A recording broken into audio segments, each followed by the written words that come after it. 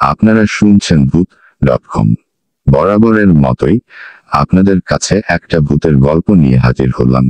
আজকের গল্পটি কিছুটা ব্যতিক্রম। অমাবস্যার রাতে নতুন কবর থেকে লাশের মুন্ডু আনবে তাদের স্বার্থ হাসিলের জন্য। অমাবস্যার রাত ঠিক 12টা কি 1টা হবে। দুজন ছেলে হেঁটে যাচ্ছে কবরস্থানের দিকে, কারণ তাদের নতুন কবর দেওয়া লাশের মুন্ডু লাগবে। কবর থেকে সেই লাশের মাথা কেটে নিয়ে আসতে হবে, তাহলেই তাদের স্বার্থ হাসিল হবে। আপনারা হয়তো ভাবছেন রাতের বেলা ছেলে দুটো কবরস্থানে লাশের মাথা কাটতে আসছে কেন। শোনেন তাহলে। জয়নাল ও শাহাদাত দুইজন খুব ভালো বন্ধু। পরিবেশ ও পরিস্থিতিতে খাপ খাওয়াতে না পেরে দুজনে বেছে নেয় অন্ধকার একটা জীবন। দুজনের মাথায় আসে জিন বশ করার নেশা। জিন বশ করার নেশা ও কবিরাজি শিখতে দুজনে একটা কবিরাজের কাছে যায়। সেই কবিরাজের কাছে যাবার পর অনেক অনুরোধ করতে থাকেন কবিরাজকে, কবিরাজ যেন তাদেরকে তার শিষ্য বানায়, তাদেরকেও যেন কবিরাজি শেখানো হয়। ছেলে দুটোর অনেক অনুরোধে কবিরাজ তাদেরকে কবিরাজি শেখাতে রাজি হন, কিন্তু খুব কঠিন শর্ত তাদের দেয়া হয়। 3টা শর্তের মধ্যে প্রথম যে শর্ত ছিল সেটাই হলো অমাবস্যার রাতে কোন এক কবরস্থান থেকে লাশের মাথা কেটে এনে কবিরাজকে দিতে হবে।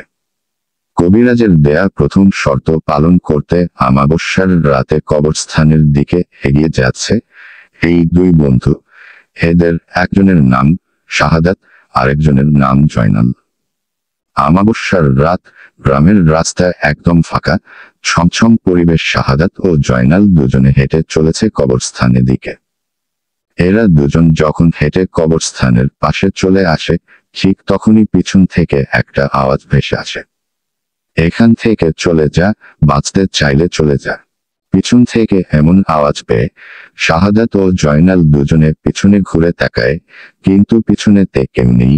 তাহলে আওয়াজটা আসলো কোথা থেকে? পিছনে কাউকে না দেখে দুজনে কবরস্থানের কাছে চলে আসে, দেয়াল টপকে কবরস্থানের ভিতরে প্রবেশ করে। কবরস্থানে ঢুকে দুজনে খুঁজতে থাকে নতুন কবর, কয়েকদিনের মধ্যে মারা গেছে এমন একটা কবর। এমন একটা কবর দুজনে খুঁজতে থাকে। খুঁজতে খুঁজতে এক সময় তারা একটা নতুন কবর পেয়ে যায়। নতুন কবরটা পাওয়ায় শাহাদাত ও জয়নাল কবর থেকে মাটি সরাতে থাকে। এদিকে মাঝে মধ্যে এদিক সেদিকে তাকিয়েও দেখে কেউ আসছে কিনা। যাই হোক, কবরের মাটি সরাতে সরাতে এক সময় বাঁশ বের করেন, আর বাঁশগুলা সরাতে দুজনে দেখতে পায় কবরে একটা কুমারী মেয়ের লাশ। লাশটা দেখে জয়নাল শাহাদাতকে বলে, এই শাহাদাত, যা লাশের মাথাটা কেটে নিয়ে আয়। জয়নালের কথায় শাহাদাত বলে, আমার ভয় করছে, তুই কবরে নেমে মাথাটা কেটে নিয়ে আয়। শাহাদাতের কথায় জয়নাল রাগ করে বলেন, ভয় নিয়ে কাজ করলে কি কবিরাজি শেখা হবে? দে হাতিয়ারটা আমাকে দে, আমি লাশের মাথাটা কেটে আনছি, তুই উপরে থেকে দেখ কেউ আসে কিনা। কথাটা বলে জয়নাল নেমে যায় কবরের ভিতরে। জয়নাল যখন কবরে নামে, উপরে থেকে শাহাদাত তখন দেখতে পায় 4 থেকে 5টা শেয়াল ওদের দিকে এগিয়ে আসছে। এই দেখে শাহাদাত বলে, জয়নাল, এই জয়নাল, ওই দেখ আমাদের দিকে কয়েকটা শেয়াল এগিয়ে আসছে। ওদিকে কবরের ভিতর থেকে জয়নাল বলে, চুপ করে থাক, শেয়াল আবার এমন কি একটা লাঠি দিয়ে ভয় দেখা পালিয়ে যাবে। জয়নালের কথায় শাহাদাত চুপ করে ওই শেয়ালগুলোর দিকে তাকিয়ে আছে। এদিকে শেয়ালগুলো আস্তে আস্তে কিছুটা কাছে আসায় শাহাদাত দেখলেন শেয়ালগুলো সাধারণ শেয়ালের থেকে অনেক বড়।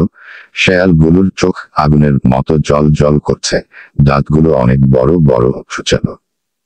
এমন অদ্ভুত রকমের শেয়াল দেখে শাহাদাত ভয়ে জয়নালকে বলে, জয়নাল একবার উপরে তাকা, আমার মনে হয় এগুলা সাধারণ কোন শেয়াল না রে। শাহাদাতের কথায় জয়নাল কবর থেকে উপরে তাকিয়ে দেখে আসলেই এগুলা সাধারণ কোন শেয়াল না।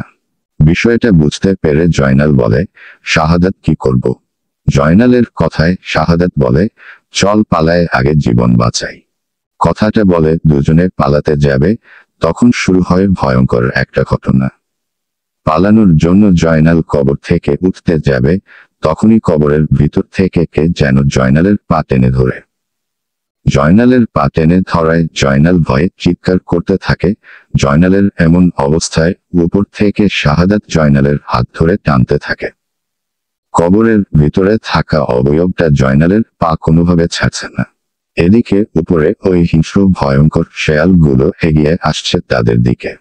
তারপর শাহাদাত ও জয়নাল একই সাথে অনেক জোরে চেঁচাতে লাগলো। জয়নালের পা যেন ছিঁড়ে যাচ্ছে, তবুও তার পা ছাড়ছে না।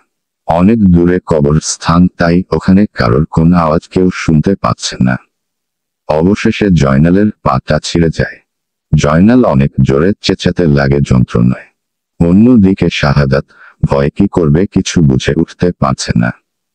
অন্যদিকে জয়নাল অনেক জোরে কান্নাকাটি করছে আর বলছে, আমাদের অনেক বড় ভুল হয়ে গেছে, আমাদেরকে ছেড়ে দেন। শাহাদাত জয়নালকে কাঁধে করে বাড়ির দিকে এগোতে থাকে। আর দুইজনে প্রতিজ্ঞা করে জীবনে এমন কাজ করবে না। গল্পটা ভালো লাগলেই লাইক, শেয়ার, সাবস্ক্রাইব করে সাথে থাকুন।